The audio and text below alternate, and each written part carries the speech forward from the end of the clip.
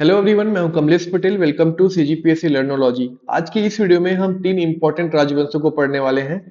गुप्त वंश, वाकाटक वंश और नल वंश। ये तीनों समकालीन थे और एक दूसरे से कनेक्टेड हैं, तो हम इसको एक साथ पढ़ेंगे। सबसे पहले हम देखते हैं कि इसका लोकेशन क्या था। तो उत्तर भारत में जो शासन था ये गुप्तों का था, गुप्त वंश का। छत्तीसगढ़ दो भागों में बटा हुआ था प्राचीन काल में। जो बस्तर संभाग था इसे महाकांतार या कांतार के नाम से जाना जाता था। यहाँ पर नल वंशों का शासन था, जिनकी राजधानी थी पुष्करी। इनकी प्रथम राजधानी कोरापुट थी, बाद में इन्होंने अपनी राजधानी पुष्करी कर ली।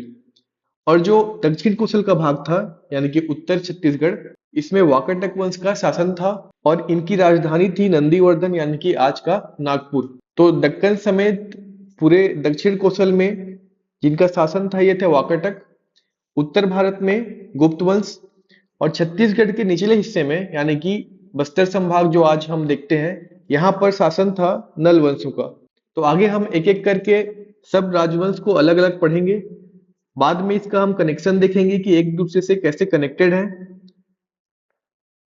इनके बीच वैवाहिक संबंध भी स्थापित होंगे, संघर्ष भी होंगे, तो हम उसको डिटेल में आगे पढ़ेंगे। आगे बढ़ने से पहले मैं आपको बता देता हूं कि यहाँ पर किस प्रकार के क्वेश्चन बनते हैं। तो यहाँ से आपको राजवंश और शासक या शासक दे देगा और आपको पूछेगा इसका राजवंश बताओ। तो यहां से आपको शासक और राजवंश इस पर विशेष ध्यान देना है। आपको 4-5 डेट यहाँ पर दे देगा।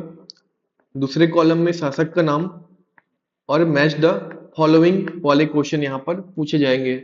तो आपको डेट और शासक इसको एक साथ याद करना है और अच्छे तरीके से याद करना है ताकि आपसे क्वेश्चन बन पाए।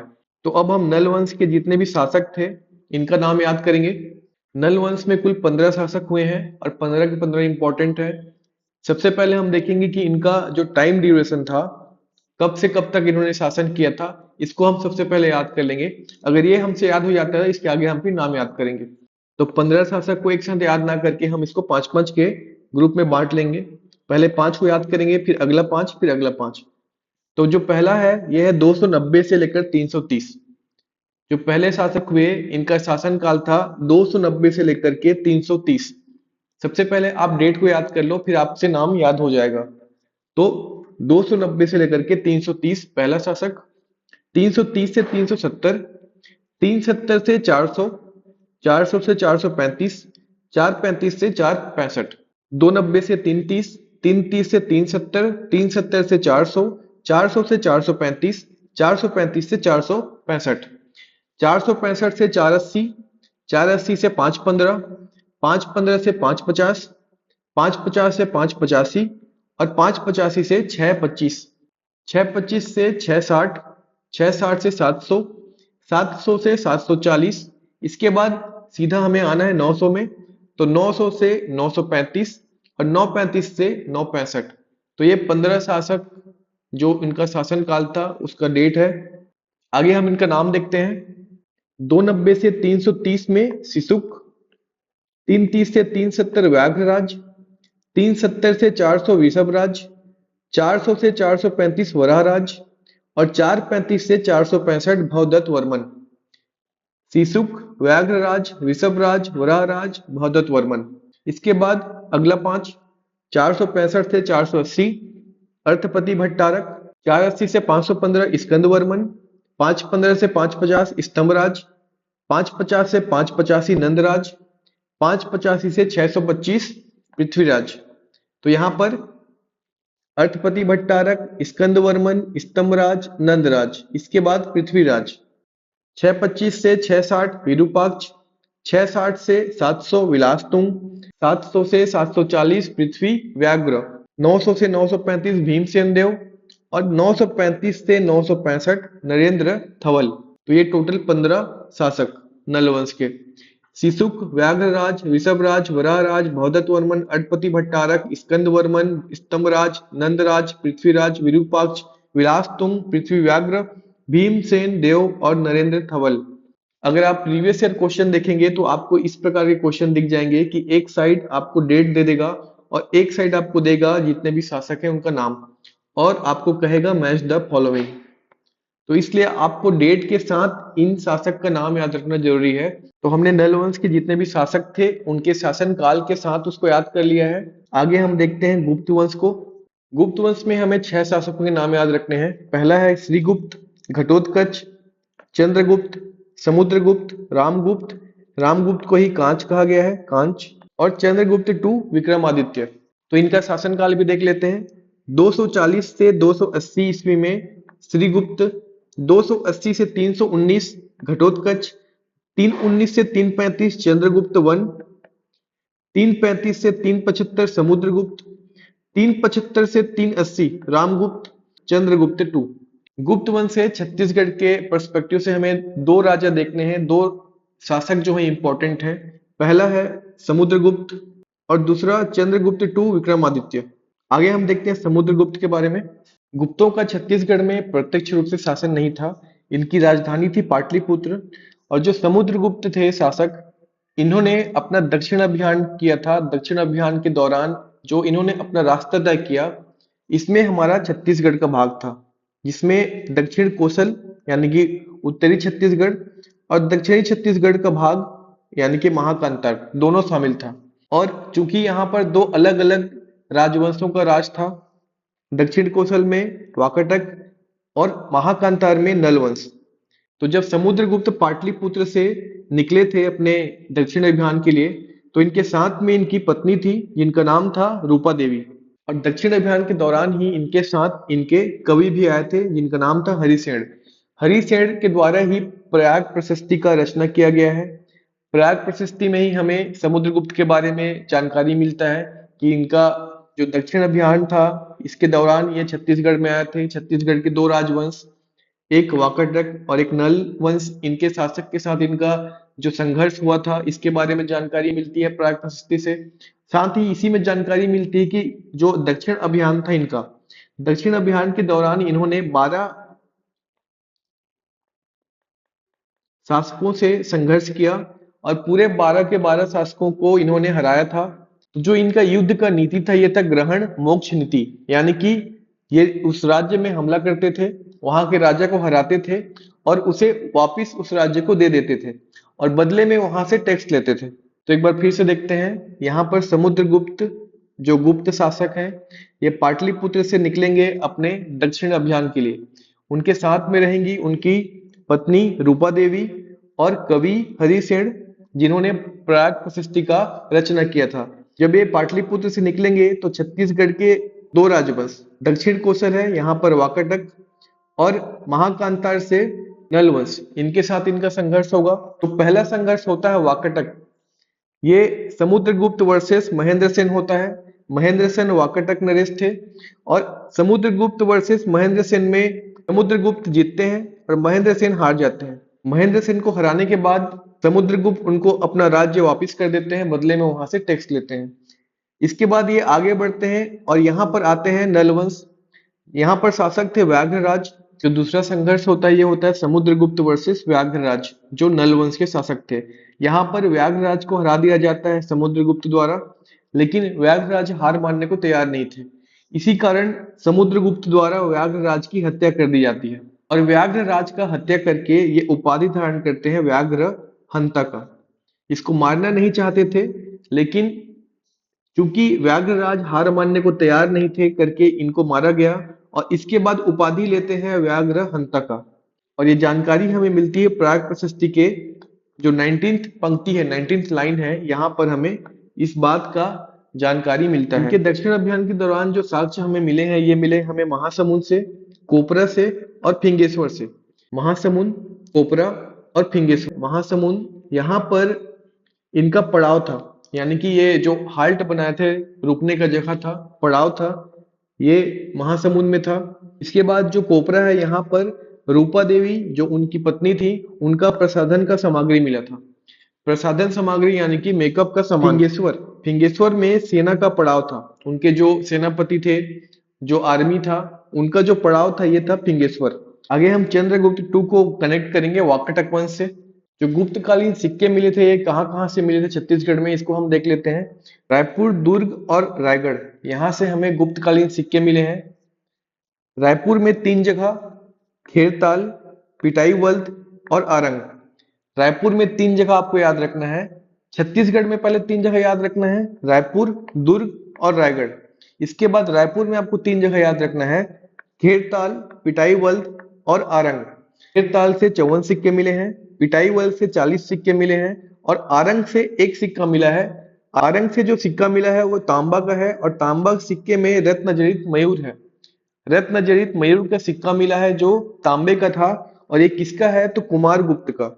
ये पूछा जा चुका है पीएससी के द्वारा, इसको आप अच्छे से पढ़ेंगे। कहाँ कहाँ कितने सिक्के मिले थे, किस शासक के मिले थे। अगला है दुर्ग। दुर्ग में बानाबरद। बानाबरद में हमें टोटल 20 सिक्के मिले थे और इस 20 सिक्के में जो 9 सिक्के थे ये थे गोल्ड के। स्वर्ण सिक्के मिले थे 9। तो इसमें से एक सिक्का था कांच का, कांच यानी कि राम गुप्त जो शासक थे उनका। एक सिक्का समुद्रगुप्त का और 7 सिक्के थे चंद्रगुप्त के। तो 1, 2 और 7 टोटल 9 सिक्के। 9 सिक्के में एक कांच का, एक समुद्रगुप्त का और 7 चंद्रगुप्त का। इसके बाद रायगढ़ की खरसिया में एक सिक्का मिला है जो धनुर्धारी सिक्का है। ये चंद्रगुप्त सेकंड विक्रमादित्य का है, चंद्रगुप्त द्वितीय का। एक बार और रिपीट करते हैं, रायपुर, दुर्ग और रायगढ़ 3 जगह से, 3 जिले से गुप्तकालीन सिक्के मिले हैं। रायपुर में खेरताल, पिटाईवल्त, आरंग। खेरताल से 54 सिक्के, पिटाईवल्त से 40 और आरंग से एक जो तांबा का सिक्का है जिसमें रत्न जड़ित मयूर है और ये कुमार गुप्त का है। इसके बाद दुर्ग में बानाबरद। बानाबरद में टोटल 20 सिक्के जिसमें से 9 सिक्के स्वर्ण के, एक कांच, एक समुद्रगुप्त और 7 चंद्रगुप्त के। रायगढ़ में एक सिक्का मिला है खरसिया से जो धनुर्धारी सिक्का है और ये है चंद्रगुप्त सेकंड विक्रमादित्य का। आगे हम देखते हैं वाकाटक वंश को। वाकाटक वंश का जो शासन काल था ये 2री से 5वीं शताब्दी था। इनका राजधानी था नंदीवर्धन यानी कि आज का नागपुर। शासन क्षेत्र की बात करें तो पूरे महाराष्ट्र, इसके साथ में एमपी, एमपी के साथ में थोड़ा गुजरात का भाग यानी कि विदर्भ, इसके अलावा आंध्र प्रदेश, छत्तीसगढ़ का उत्तरी भाग, दक्षिण कोसल और नंदीवर्धन जो नागपुर का भाग था। ये कंप्लीट इनका शासन क्षेत्र था। इनके बारे में हमें जानकारी मिलता है, जो जानकारी का सोर्स है ये है अजंता अभिलेख, बालाघाट ताम्रपत्र, पूना अभिलेख और दुर्ग अभिलेख जो कि अधूरा है। इसके साथ में जो प्रयाग प्रशस्ति था समुद्रगुप्त का, इससे भी हमें जानकारी मिलती है वाकाटक वंश के बारे में। अब हम इसके शासक देख लेते हैं। तो पहला विन्यन शक्ति, प्रवर सेन, महेंद्र सेन, रुद्रसेन द्वितीय, प्रवर सेन द्वितीय, नरेंद्र सेन, पृथ्वी सेन द्वितीय और हरिसेन। यहाँ पर हमने देखा था महेंद्र सेन का जो संघर्ष हुआ था समुद्रगुप्त के साथ, इसमें महेंद्र सेन की हार हुई थी। जो पूना अभिलेख है ये प्रभा देवी का है। हमें जानकारी मिलता है कि प्रभा देवी का विवाह हुआ था रुद्रसेन द्वितीय के साथ और इनका पुत्र है प्रवर सेन द्वितीय। प्रवर सेन के बारे में एक इंपॉर्टेंट फैक्ट है, उसको आपको याद कर लेना है कि प्रवर सेन जो है ये प्राकृत भाषा के फेमस कवि थे। प्राकृत भाषा के कवि थे, इनकी कई रचनाएं हैं जो प्राकृत भाषा में है। आगे नरेंद्र सेन और पृथ्वी सेन। तो जो नरेंद्र सेन और पृथ्वी सेन है इनका संघर्ष होता है नल वंश के शासकों के साथ, जिसको हम आगे देखते हैं। जो प्रवर सेन है, प्रवर सेन द्वितीय में, इन्हीं के शासनकाल में महाकवि कालिदास ने रामगढ़ की पहाड़ी में मेघदूत की रचना की थी। जो मेघदूत की रचना हुई थी वो इन्हीं के शासनकाल में हुई थी। तो अगर पूछे कि छत्तीसगढ़ का शासक कौन था उस समय, तो प्रवर सेन द्वितीय। और इंडिया के लेवल पे पूछे कि उस समय भारत का शासक कौन था, तो चंद्रगुप्त द्वितीय विक्रमादित्य। तो इतना फैक्ट आपको याद रखना है वाकाटक वंश का। आगे हम देखते हैं जो नरेंद्र सेन और पृथ्वी सेन द्वितीय का संघर्ष हुआ था नल वंश में, ये क्या था, किसके साथ हुआ था। यहाँ पर नल वंश का शासन है, यहाँ पर वाकाटक का।